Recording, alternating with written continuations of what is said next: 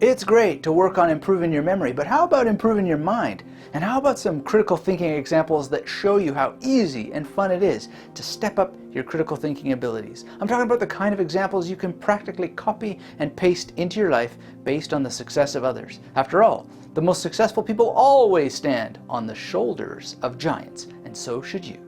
This is Dr. Anthony Metivier from magneticmarymethod.com inviting you to hit that thumbs up, get subscribed if you're new here, and let's get started with a few points on why critical thinking is critical. Now, whereas the majority of people brush off the benefits of critical thinking, smart individuals like yourself seek to improve, not just as a one-off deal. Critical thinkers know they need to make sharpening their minds a marathon that lasts for life. Why? Because elevated intelligence involves embracing a simple fact. We don't know what we don't know. There are always blank spots. We need to seek them, fill them in, and acknowledge that the more we know, the more there is to know. Now, why will there always be unknowns? This happens because each new book we read will refer to other books, just as each new conversation will reveal details we've never encountered before. Critical thinking also helps us avoid traps, such as being a know-it-all, when the only thing we know is that we can't know it all. And if we do make that mistake, critical thinking gives us the modesty needed to admit when we're wrong. Now, instead of being humble, lots of people skip around and dance and then make some vague claim that you have to be willing to think outside of the box. This is sometimes true.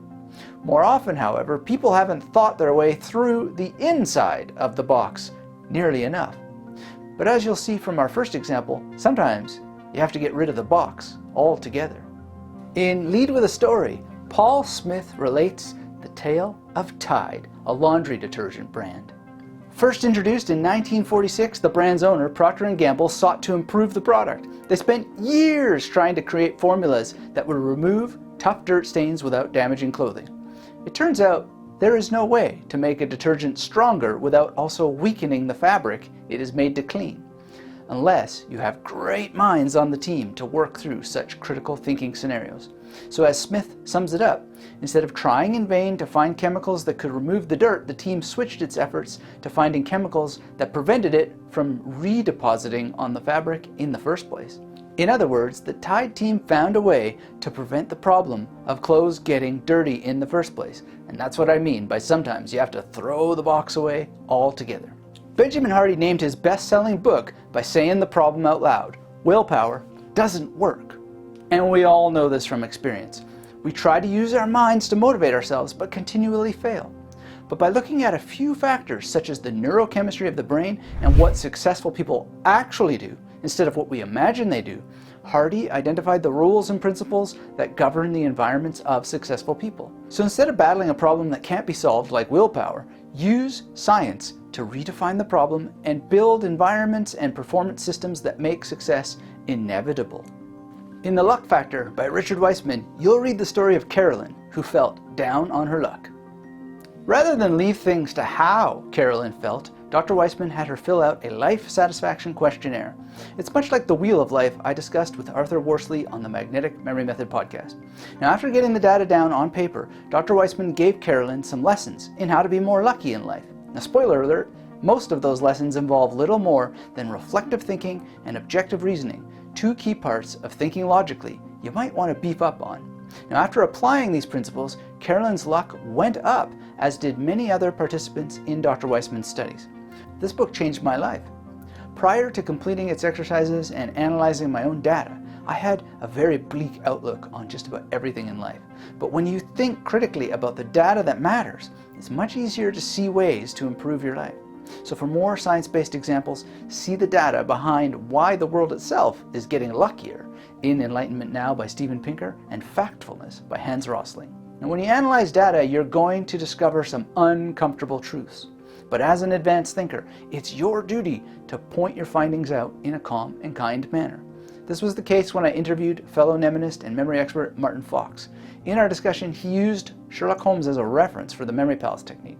Now, although I did not want to directly contradict my guest on the Magnetic Memory Method podcast, the fact is that the use of this memory technique in Sherlock Holmes misrepresents it.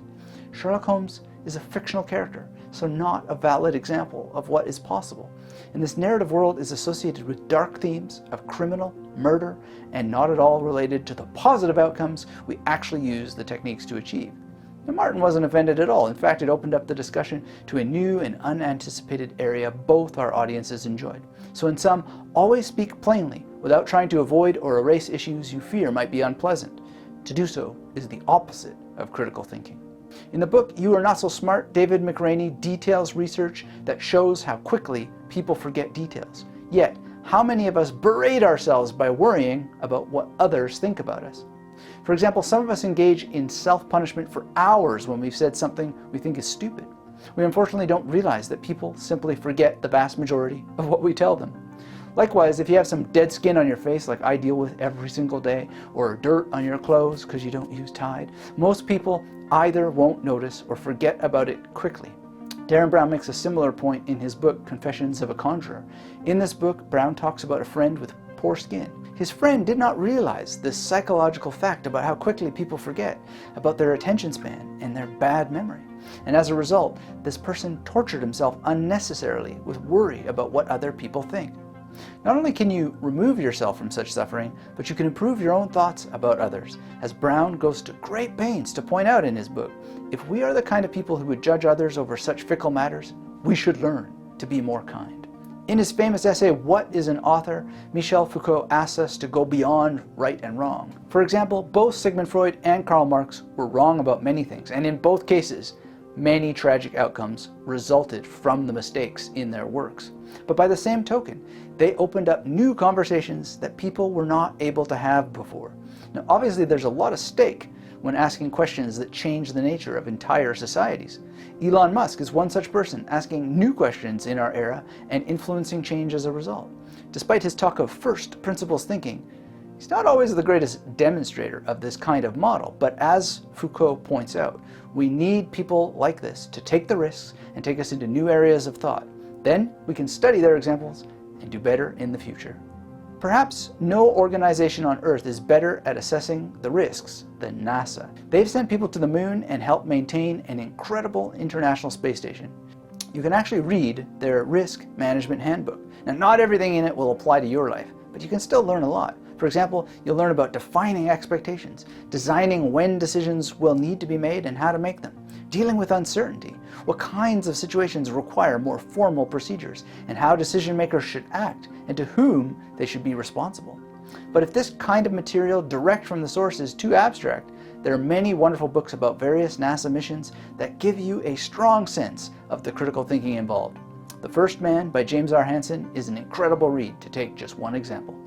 So, how do you get started with thinking more critically? Well, let's get into it. But first, I want to thank our channel members and everyone in the Magnetic Brain Method family. You make all of this possible, and I especially love when one of you asks for material like we're covering in today's video. So if you want more, let me know loud and clear, hit that thumbs up, and if you're new here, get subscribed. Now, when it comes to starting to think more critically, I'd suggest that the first step is to commit. Commit to what? To practicing the art of thought more often. That's pretty easily done when you read more often. I've given plenty of examples you can read in this video, and I hope you'll follow up with some of those books.